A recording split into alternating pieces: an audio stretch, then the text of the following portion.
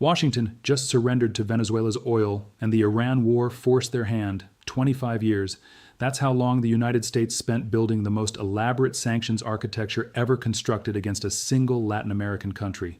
25 years of pressure, blacklists, frozen assets, blocked transactions, and public declarations that America would never do business with the Maduro regime's oil machine.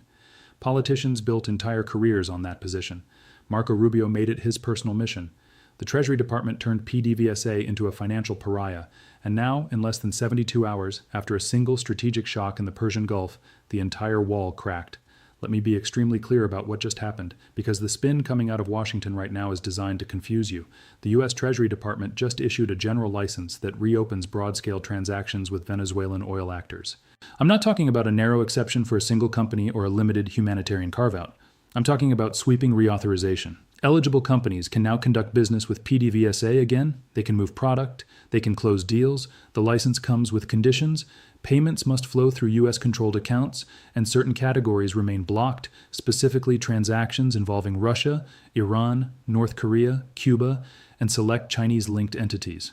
Venezuela's sovereign debt and bond transactions also stay outside the fence. But the core business of buying and selling Venezuelan crude, that door just swung back open. And that's not all. On the exact same day, the White House granted a 60-day Jones Act waiver covering oil, natural gas, and fertilizer shipping.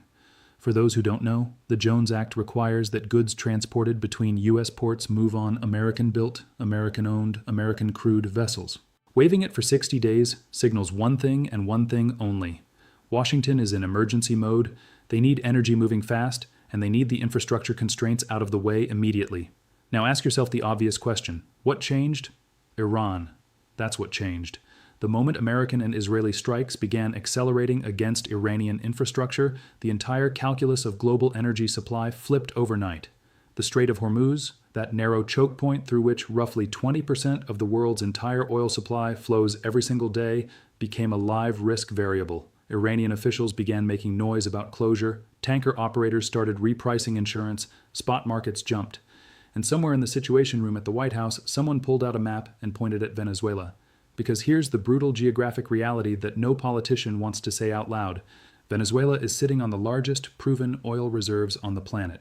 Larger than Saudi Arabia, larger than Russia, larger than Canada. The Orinoco Belt alone contains a volume of heavy crude that would make any energy strategist salivate, and it's located in the Western Hemisphere, completely outside the Hormuz blast radius. Not a single drop of Venezuelan oil needs to pass through a waterway that Iran can threaten. This is not diplomacy. This is not democracy promotion. This is energy arithmetic done under extreme pressure. I've spent months watching the signals that nobody wanted to talk about directly.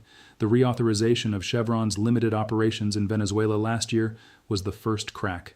Then came the quiet meetings, the back-channel conversations, the cautious language from Treasury officials who stopped using the word never when journalists asked about PDVSA, and now this, the general license, the Jones Act waiver, both on the same day, timed with the precision of a policy team that has been planning this for weeks and was simply waiting for the political cover that a war could provide. Because that's the other thing you need to understand. Wars give governments permission to do things that would otherwise be politically impossible. If the Biden administration had tried to reopen Venezuelan oil transactions at the height of the 2022 midterms, the Republicans would have turned it into a 30-second attack ad that ran in every swing district in Florida. If the current administration had done it in January, 6 weeks after Maduro was extracted in a Delta Force operation that Marco Rubio personally championed, the political backlash inside the GOP would have been immediate and severe. But Iran changes the conversation. When gasoline prices start climbing and Americans start asking questions at the pump, the answer, "we needed to stabilize global supply because of the Iran war," plays very differently than "we decided to go easy on Venezuela." Don't misunderstand me. I'm not saying this is morally wrong. I'm saying be honest about what it actually is. This is a government making a pragmatic energy calculation and using a war as the political packaging to make it acceptable. The sanctions architecture was always less about human rights and democracy than it was about leverage. And now that a different kind of leverage, energy security, is pulling in the opposite direction, the architecture bends. Reuters confirmed that the license is explicitly designed to incentivize new investment and production expansion, not just to allow existing operations to continue. That's a significant detail. We're not talking about grandfathering legacy contracts. Washington wants Venezuela to produce more oil, faster, and it wants American companies to be the ones helping make that happen. March export figures were already approaching 900,000 barrels per day before this announcement. The projection now is that those numbers climb. How fast and how high depends on factors that nobody in Washington fully controls, primarily the catastrophic state of Venezuelan oil infrastructure. And here's where the story gets complicated in a way that the official press release does not capture. PDVSA has been hollowed out. Decades of corruption, mismanagement, ideological hiring, and underinvestment turned what was once one of the most sophisticated national oil companies in the world into a dysfunctional shell. Refineries that used to run at full capacity now operate at fractions of their designed throughput. Pipelines are corroded. Skilled engineers left the country by the hundreds of thousands during the Chavez and Maduro years. The institutional knowledge that makes an oil operation run safely and efficiently doesn't come back just because a U.S. Treasury license says it can. So when the administration says this will help bring down energy prices for American consumers, they need to be honest about the timeline. It will not happen quickly. The infrastructure gap between what Venezuela's reserves represent on paper and what they can actually deliver in the next 6 to 12 months is enormous. New investment takes time to translate into new barrels. And the political situation inside Venezuela, where the transition government under Delcy Rodriguez is still fragile, still contested, still navigating a minefield of competing interests, adds an additional layer of operational uncertainty that no energy executive can simply ignore. There's also the question that the administration's critics are raising loudly, and it deserves serious engagement rather than dismissal. The license was issued while political prisoners remain in Venezuelan jails, while the security apparatus that tortured dissidents is still largely intact, while figures who were directly implicated in systematic human rights violations are still holding positions of influence within the transitional government structure. The AP reported that critics argue this move effectively rewards the remnants of the old regime with an economic lifeline at precisely the moment when maximum pressure might have produced maximum accountability. That's not an unreasonable concern. The counter-argument from Washington is that the sanctions were always designed as leverage, not as punishment in perpetuity, and that once the strategic calculus shifts, clinging to the old tool set simply because it feels morally consistent is its own kind of irrationality.